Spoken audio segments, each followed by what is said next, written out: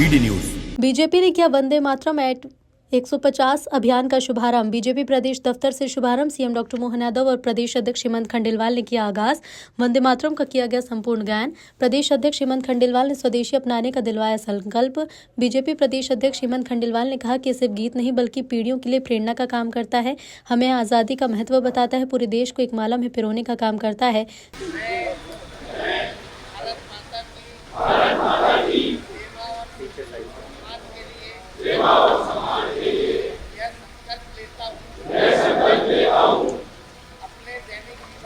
अपने दैनिक जीवन में अधिकतम भारतीय उत्पादों का उपयोग करूंगा और आयातित वस्तुओं की जगह देशी विकल्प अपनाऊंगा।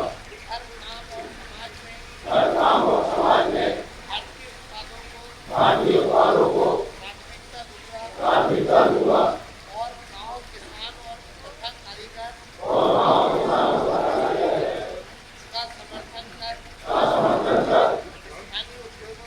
स्थानीय उद्योगों को बढ़ावा दूंगा। युवाओं और बच्चों को स्वदेशी अपनाने के लिए प्रेरित कर नई पीढ़ी तक इसका महत्व पहुंचाऊंगा। पारिवारिक और सामाजिक जीवन में भारतीय भाषाओं का उपयोग करूंगा। पर्यावरण के प्रति सजग रहकर स्वदेशी और प्रकृति अनुकूल उत्पादों का प्रयोग करूंगा और देश के पर्यटन स्थलों को प्राथमिकता दूंगा। जय हिंद। बंकिम चट्टोपाध्याय जी के द्वारा 7 नवंबर 1875 को रचित ये काव्यपाठ जो देश के आज़ादी के रणबांकुरों के लिए एक प्रेरणा का किया, इस गीत को हमारे सभी देश प्रेमियों ने अपनाया।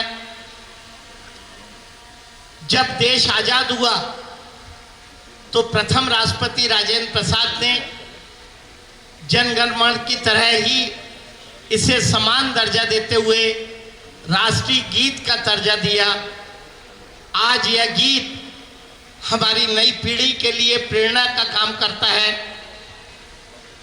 जिसने इस देश की आज़ादी का अलग झलक आया और सभी हमारे स्वतंत्रता संग्राम सेनानियों को एक करने का काम किया।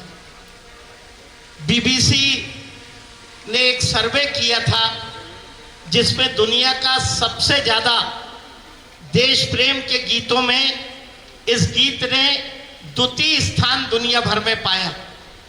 ऐसा यह गीत जो हमें प्रेरणा देता है, हमें हमारी आज़ादी कैसे मिली उसका संदेश देता है, इस देश को एक करने का काम करता है।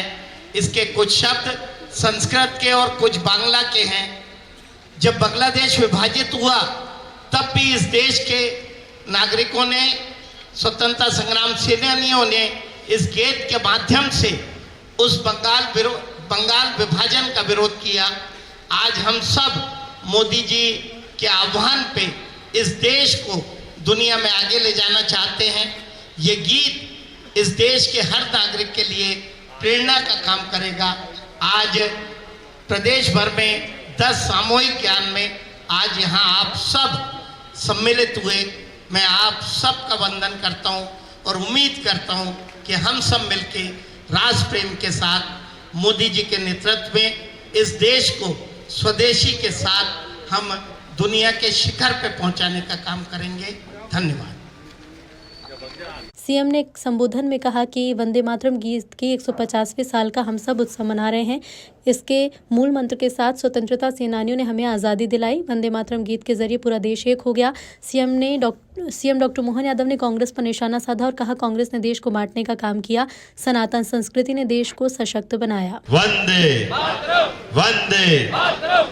आज के वंदे मातरम कार्यक्रम में खास करके 150वीं जयंती के अवसर पर 7 नवंबर 1875 आनंद मठ नाम के उस अमर साहित्य में जिस भाव से ये रचना हुई, बंकिम चंद्र जी ने जो रचना बनाई, बाद में हमने अभी थोड़ी देर पहले उसी भाव के आधार पर राष्ट्र कवि रविंद्रनाथ ठाकुर जी को अपने स्वर से बंगाल में गाते भी सुना। और जैसा कि हमारे माननीय अध्यक्ष जी ने बताया, माननीय अध्यक्ष जी, माननीय मंत्री विश्वास सारंग जी, माननीय हमारे सांसद आलोक शर्मा जी, माननीय विधायक रामेश्वर जी, माननीय विधायक भगवान दास सबनानी जी, हमारे महापौर और हमारे वरिष्ठ नेता सुरेश पचौरी जी, पूर्व केंद्रीय मंत्री, इस अवसर पर सभी प्रदेश के पदाधिकारी और आप सब, ये वास्तव में यशस्वी प्रधानमंत्री ने अपने शब्दों में हमको सबको विस्तार से इसकी बातें बताई। मैं दोहराना नहीं चाहूँगा, लेकिन भारत माता का चित्र सामने रख करके भारत माता को किस रूप में हमारी सनातन संस्कृति के माध्यम से हजारों हजार साल से देखा जा रहा है, उसका एक लघु चित्र उनने आंखों के सामने ला करके, ये जो दुविधाजनक मार्ग होता है जो हमको अपनी मूल संस्कृति से हटा करके ये जो तथाकथित जिसको सेक्युलरिज्म या छद्म सेक्युलरिज्म कहते हैं, या जिसको हम अपने सुविधा के संतुलन से वोट बैंक नीति पे कांग्रेस के चरित्र को सबके सामने लाने के लिए हम सबके सामने इससे बड़ा उदाहरण नहीं हो सकता जिसको आज अब सबके सामने वंदे मातरम के माध्यम से समझा जा सकता है। वंदे मातरम में हमारी भारत माता के साथ हमारी 3 देवियों की संस्कृति, जिनके माध्यम से दुर्गा, लक्ष्मी और सरस्वती, इनकी पूरी सबके आशीर्वाद किसी देश पे अगर हो, उस देश की ताकत क्या होती है, ये सनातन संस्कृति माध्यम से हमने हजारों लाखों साल से सीखते आए।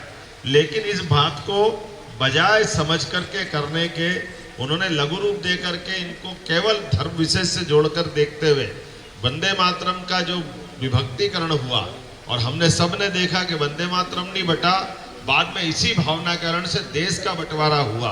वो देश के बंटवारा ने वंदे मातरम के बंटवारे के साथ सबको समझ में आने के लिए दुनिया के सामने आज फिर एक बार उस दिशा में माननीय प्रधानमंत्री जी ने 150वीं जयंती बना करके जिस वंदे मातरम के मूल मंत्र के बलबूते पर चंद्रशेखर आजाद, भगत सिंह, इनकलाब जिंदाबाद क्या है, यही तो है।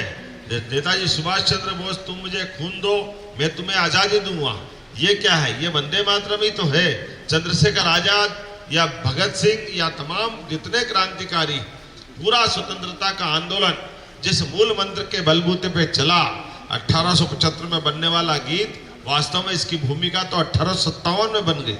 हम सब जानते कि 1857 के समर में रानी झांसी से लगा करके पूरे देश ने अंग्रेजों के खिलाफ सशक्त अपना एक संघर्ष किया। के साथ कहना पड़ेगा उस चीज को अवॉइड करने का प्रयास हुआ, और हमने सबने देश का बंटवारा भी भोगा। देश के बंटवारा में हजारों लाखों लोग जो इसके शिकार हुए, और आज 150वीं जयंती पर मैं प्रधानमंत्री जी को बधाई देना चाहूँगा जिन्होंने ऐसे मुद्दे को ला करके इन सारे दुनिया के सामने पुनः उस बात को रेखांकित करने का प्रयास किया है, जिसके कारण से भारत और भारतीय लोगों की एकता दुनिया के सामने, दुनिया के सबसे बड़े गणतंत्र के माध्यम से जानी पहचानी जाती है।